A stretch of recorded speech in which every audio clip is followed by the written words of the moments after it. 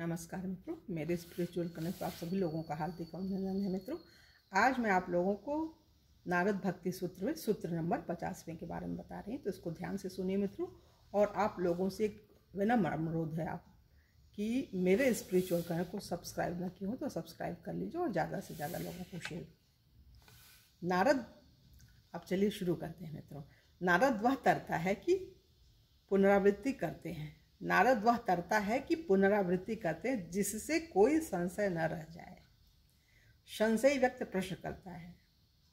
संशयी व्यक्ति प्रश्न, भाई संशयग्रस्त इंसान के पास तमाम प्रश्न है। जब संशय समाप्त हो जाता है तो प्रश्न स्वतः समाप्त हो जाता है। संशय मित्रों, दूसरे के बारे में तो क्या होगा, जो होगा होगा। आदमी स्वयं संशयग्रस्त है तो दूसरे पे भी विश्वास नहीं कर सकता है। मालूम है संसार सुख दुख अच्छे खराब तीन चीज़ों से, सत्व रजतम से बना है, तो कमियां तो रहेंगी ही संसार में।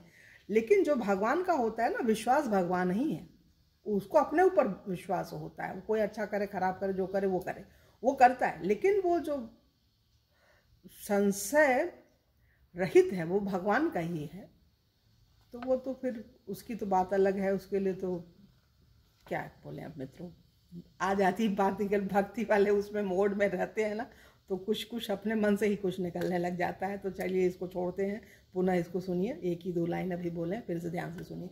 नारद वह करता है कि पुनरावृत्ति करते हैं जिससे कोई संशय न रह जाए।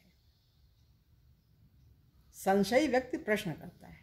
संशयी व्यक्ति प्रश्न करता है, क्या कोई वास्तव में माया से तरा है? संशय मत करो, नारद कहते हैं, शुद्ध भक्त माया को तरता है तथा वह तुम्हें भी तार सकता है। ये बहुत अच्छी लाइन है, 2-3 बार जरूर पढ़िए। और छोटा भी है, सूत्र नंबर 50 बहुत छोटा सा है मित्रों, बड़ा अच्छा है। श्रील प्रभुपाद के कई शिष्यगण इस तथ्य की पुष्टि करते हैं कि उन्होंने उन्हें व्यक्तिगत रूप से माया से निकाला था। जब मैं सर्वप्रथम प्रभुपाद से मिला, मैंने उनसे पूछा, क्या आध्यात्मिक प्रगति का कोई ऐसा स्तर है जिससे फिर व्यक्ति वापस न गिरे? प्रभुपाद बोले, हाँ। और उनके उत्तर ने मुझे आश्वस्त किया। किसी पुस्तक में पूर्ण उत्तर मेरे लिए पर्याप्त न होता।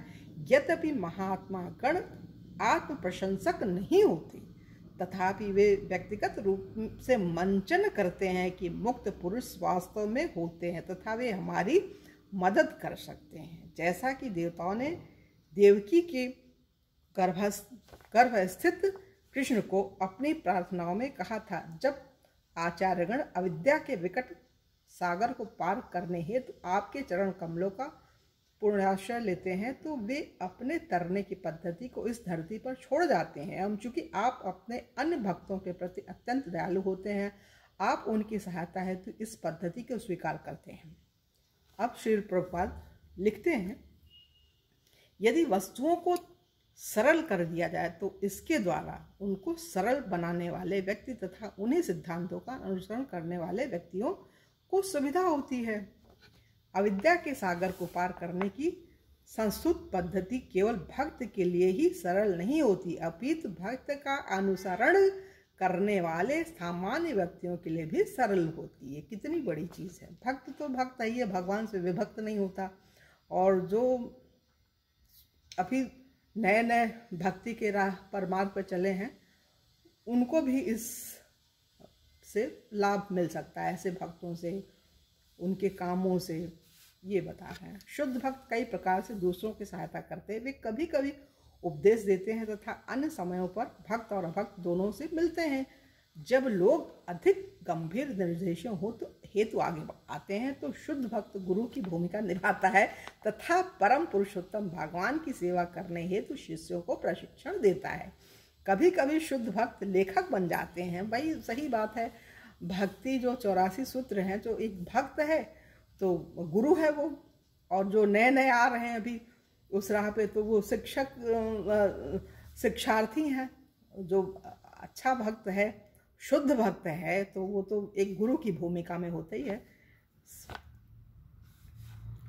परम पुरुषोत्तम भगवान की सेवा करने हेतु शिष्यों को प्रशिक्षण देता है।